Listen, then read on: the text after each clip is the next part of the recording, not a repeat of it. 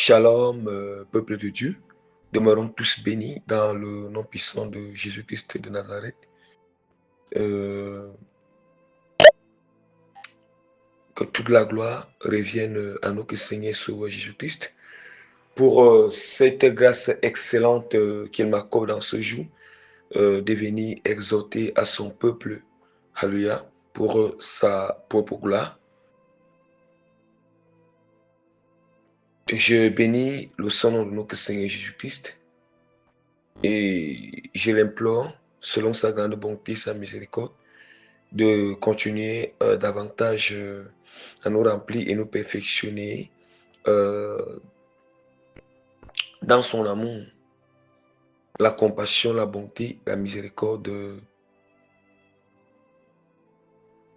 la justice, l'intégrité, la fidélité, la foi,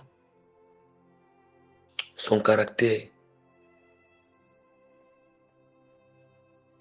son comportement, son langage, je l'implore encore de nous accorder la grâce de mener une vie de sanctification, une vie de prière, une vie de jeûne, une vie d'obéissance, une vie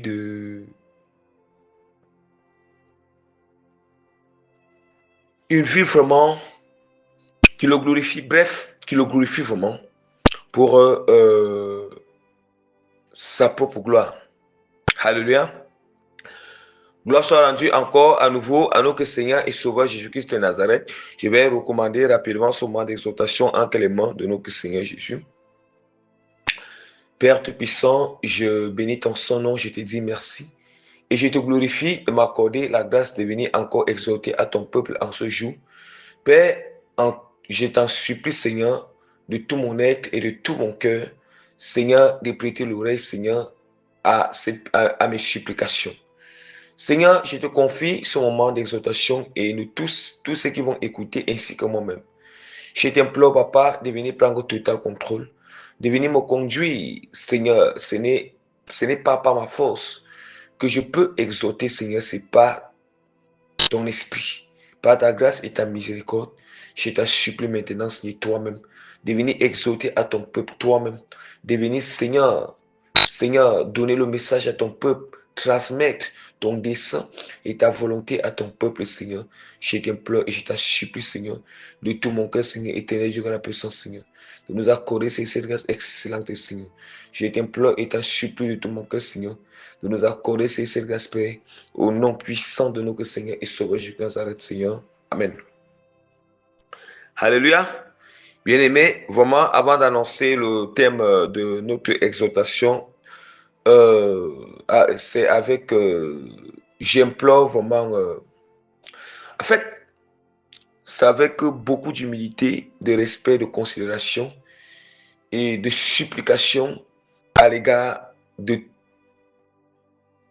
tout, à l'égard de tous, que je viens vraiment vous implorer d'être toujours patient pour écouter du début jusqu'à la fin, mais aussi être concentré, disposé et avoir l'esprit ouvert et bien comprendre la portée vraiment du message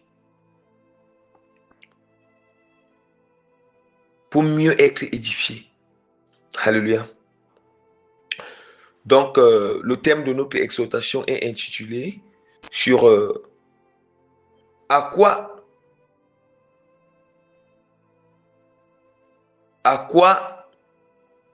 te sert-il de faire les actes de charité avec un cœur impur et une conscience souillée.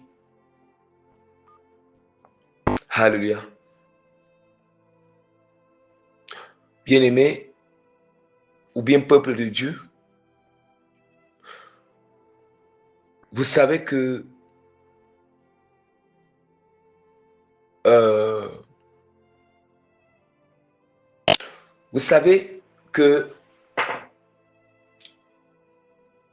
selon l'apparence, il y a des gens qui font des actes de charité, les gens qui font, qui pratiquent les bonnes œuvres, qui pratiquent vraiment les bonnes œuvres, vous voyez. Mais en réalité, les actes de charité, les bonnes œuvres et les bons comportements doivent être synchronisés. En fait, ça doit venir directement d'un cœur pur et pour la gloire de Jésus-Christ. Ça doit venir directement d'un cœur pur et pour la gloire de Jésus-Christ de Nazareth. Pourquoi? Parce que nous allons voir, il y en a des gens qui font toutes ces choses, mais en réalité, ils ne le font pas pour la gloire du Seigneur. Ils le font pour un autre motif, une autre intention. Alléluia. Or, c'est ça que Dieu lui regarde. Si l'intention du cœur n'est pas bonne, le motif du cœur n'est pas bon pour la raison à laquelle la personne fait ses actes de charité, la personne manifeste ses soi-disant ses bons comportements ou ses bonnes œuvres, bien aimés. C'est ça Dieu, c'est le cœur que Dieu regarde. C'est le cœur que le Seigneur regarde, bien aimé. C'est le cœur. Dieu veut les bons actes, les bonnes œuvres qui sont directement connectées au cœur qui est pur. Il ne veut pas, bien aimé, les bonnes œuvres dont le cœur n'est pas pur, la conscience est souillée. Jamais. Non.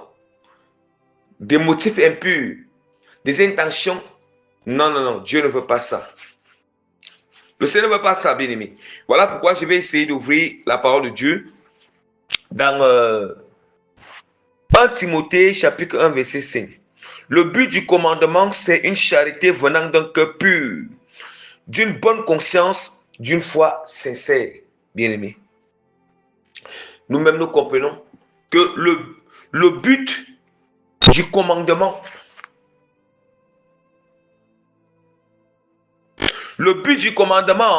c'est une charité venant d'un cœur,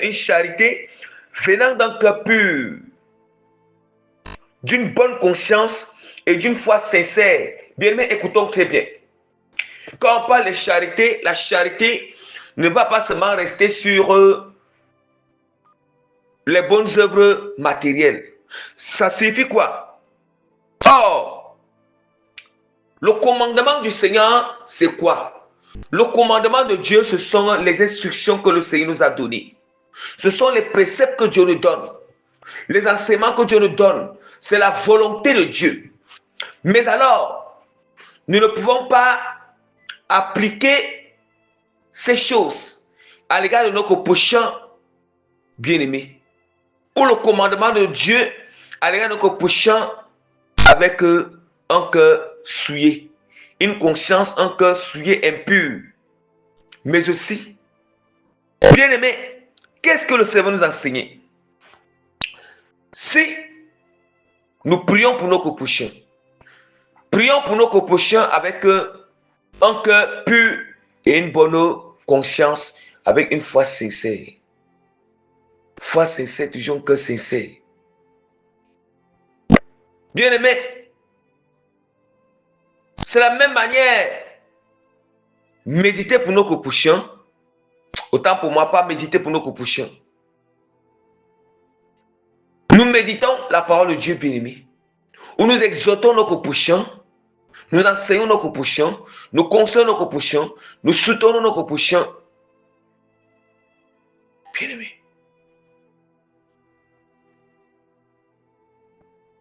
Nous nous approchons de notre prochain. Tout comportement, tout bon comportement qu'on peut manifester à notre prochain, les bonnes paroles que nous pouvons parler à notre prochain, les actes bien-aimés, aider, on doit le faire avec un cœur pur, une bonne conscience, avec une sincérité. Donc, bref, c'est là pour la gloire de notre Seigneur Jésus-Christ de Nazareth. Alléluia. Est-ce que nous comprenons ces choses?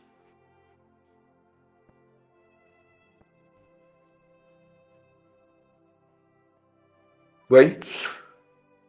Dieu, le Seigneur veut vraiment, Dieu veut que notre conscience soit toujours pure, notre cœur pur. On doit toujours être sincère. Sincère avec Dieu et sincère avec notre prochain.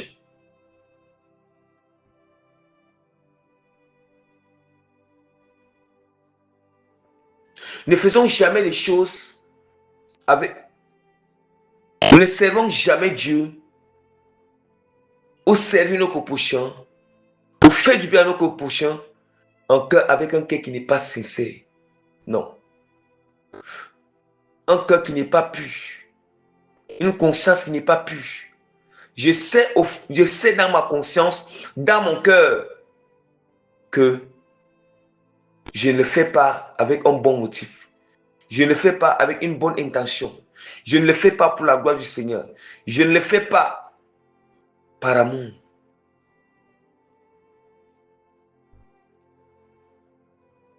Mais avec intérêt.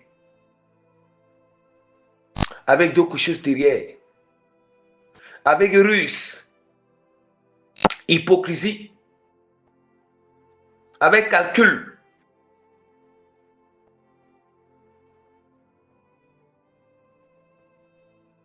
Ouais, maintenant. Vous voyez, c'est ça qui fait que le cœur, la conscience est souillée. Le cœur n'est pas pur.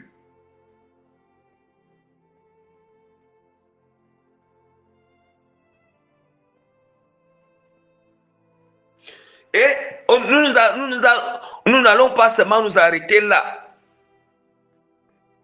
Nous n'allons pas seulement nous arrêter là. Parce que notre thème dit à quoi sert-il de faire les actes de charité avec un cœur impur et une conscience souillée. Bien-aimé. Bien-aimé, si tu veux partager tes biens aux pauvres, aux orphelins comme tu veux. Aux veuves. Partage tes biens, partage tes finances, partage toutes ces choses. Aux organisations. Les organisations caritatives, bien-aimés. Mais, si ton cœur est souillé avec l'adultère, ton cœur, ta conscience est souillée par l'adultère, que tu trompes ton mari, tu trompes ta femme, fais toutes ces choses, tu ne pourras pas voir le Seigneur. Jamais. Parce que là, tu fais encore la volonté du Seigneur, mais en transgressant encore notre volonté du Seigneur. Voilà, ils disent que le but du commandement, c'est ça. Le but du commandement, c'est une charité venant d'un cœur pur. Or, mon cœur doit être pur. Si ton cœur et ta conscience sont souillés, en sachant au fond de toi que tu trompes ta femme en faisant l'adultère, tu trompes ton mari en faisant l'adultère, détrompe-toi, bien-aimé. Si tu meurs malgré tous ces actes que tu as eu à faire, tu les as fait avec une conscience souillée. Tu les as fait avec un cœur impur. Ce n'est pas forcément que l'intention que tu as donnée était une mauvaise intention. Tu as donné avec une bonne intention. Tu as donné avec un bon cœur toutes ces charités que tu faisais. Mais quelque part, ton cœur était souillé, ton âme, ta conscience était souillée par d'autres péchés dont tu ne veux pas te repentir. Par d'autres péchés que, bien aimé, vous ne voulez pas vous repentir. Vous ne voulez pas abandonner. Vous ne voulez pas abandonner. Dieu n'est pas un Dieu de moitié. C'est un Dieu de totalité. Si dans ta conscience est souillée, ton cœur et ta conscience sont impurs et souillés par l'adultère, la fornication, le mensonge, bien aimé, la haine, la rancune, l'orgueil, l'emportement, oui, la médisance, la calomnie, l'amour des choses du monde, l'idolâtrie, bien-aimé, la position des films pornographiques, le vol,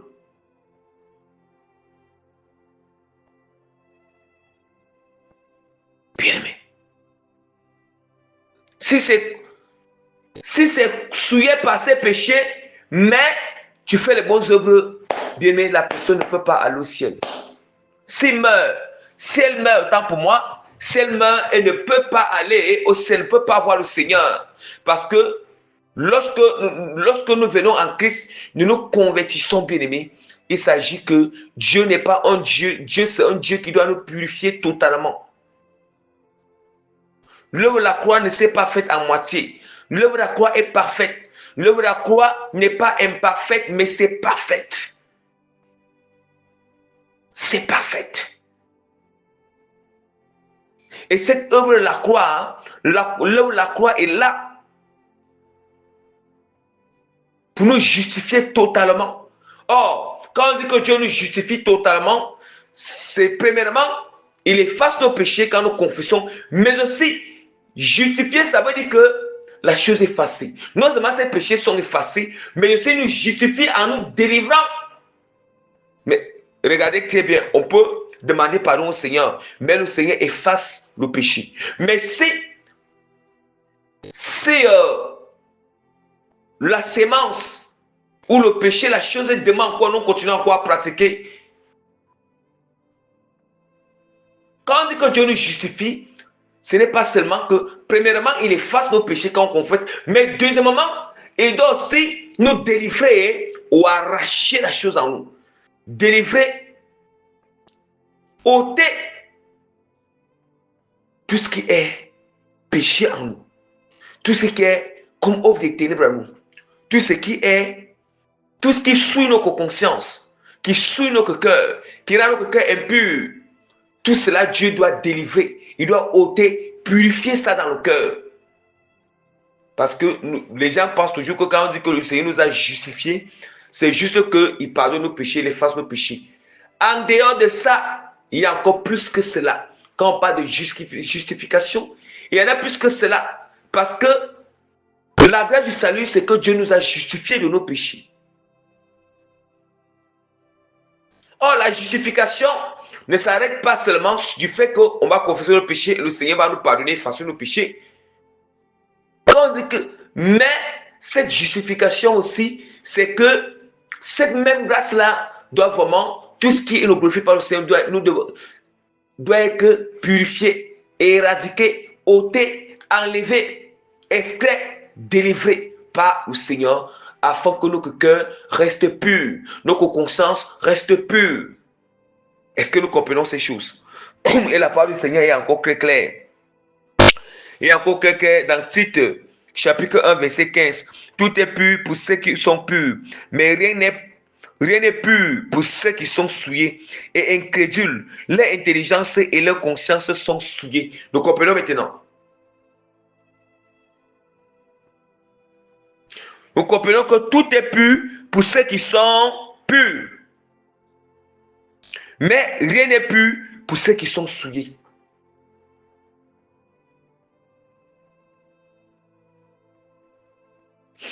Nous comprenons maintenant.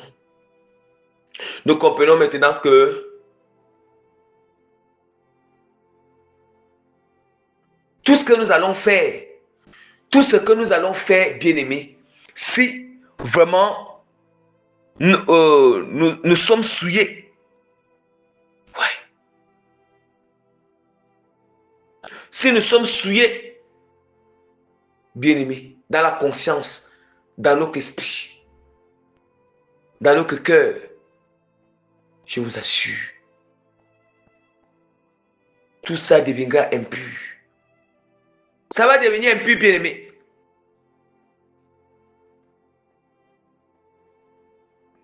Parce qu'on ne peut pas mélanger la paille et le froment.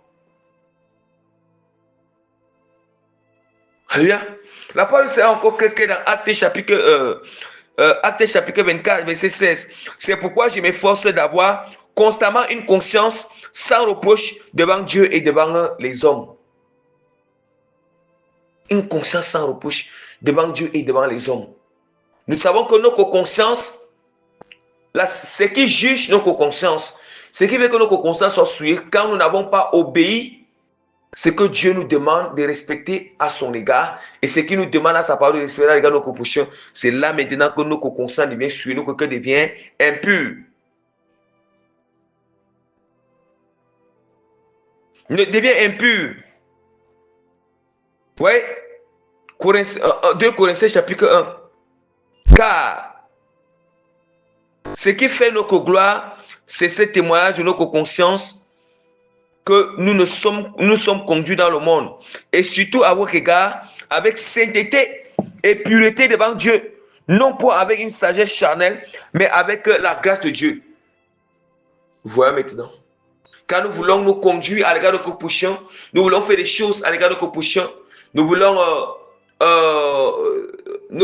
vraiment nous fonctionnons avec nos prochains, avec une sagesse humaine, une intelligence humaine, de tromperie, de ruse. Je vous assure, ce n'est pas une bonne chose. Ce n'est vraiment pas une bonne chose. Notre conscience, notre cœur doit être tranquille, en paix, pur, sincère, à l'égard de Dieu, à l'égard de notre prochain. Alléluia. Donc, Hébreux chapitre 6, verset 22. Alléluia. La parole du Seigneur nous dit, approchons-nous avec un cœur sincère dans la plénitude de la foi. Les cœurs purifiés d'une mauvaise conscience et le corps lavé d'une eau pure. D'une eau pure. Le cœur lavé. Le corps lavé d'une eau pure. On doit être purifié par la parole, lavé par la parole, sanctifié par la parole, afin que notre conscience soit pure, notre cœur soit pur, notre cœur soit sincère. 2 Corinthiens chapitre verset 12. Autant pour moi, j'ai déjà lu ce passage, bien aimé. Faisons beaucoup attention. Faisons vraiment attention. Le Seigneur, Dieu attend de nous d'avoir une conscience, un cœur, une foi qui est pure, qui est sincère. Oui. Sanctifié. Nettoyé. Simple. Devant Dieu et devant nos prochains. Alléluia.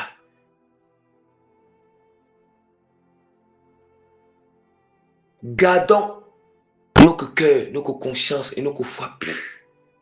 Pure, loin du péché, loin du mal, loin de toute mauvaise pensée, loin des sentiments impurs, désirs impurs, passions impures, envie impure, sentiments impurs, émotions impures liées au charnel, au péché. Loin, bien-aimé, de la volonté charnelle, loin des langages charnels, des mots, loin. Rassurons-nous de faire du bien, de faire les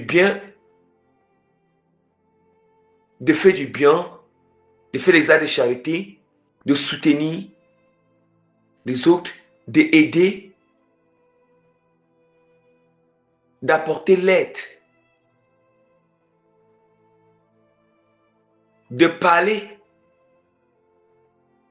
des paroles qui sont dans nos bouches avec un cœur pur, une âme pure, une conscience pure, un esprit pur,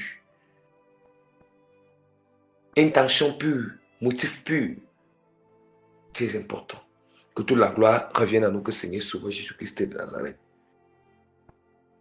Que tous ceux qui se reconnaissent dans ces choses, qui se répandent sincèrement devant le Seigneur, et si c'est un caractère qui dérange la personne, qu'il implore le Seigneur de lui délivrer, de sanctifier, de purifier ce caractère dans son cœur, son âme et sa conscience, et désaligné à la parole du Seigneur par la grâce de Dieu. Et le Seigneur pardonnera ses péchés. Par la grâce de Dieu, je mets le sceau du Saint-Esprit, cette exhortation. Je mets les cachets, les thèmes authentiques du Saint-Esprit, cette exhortation.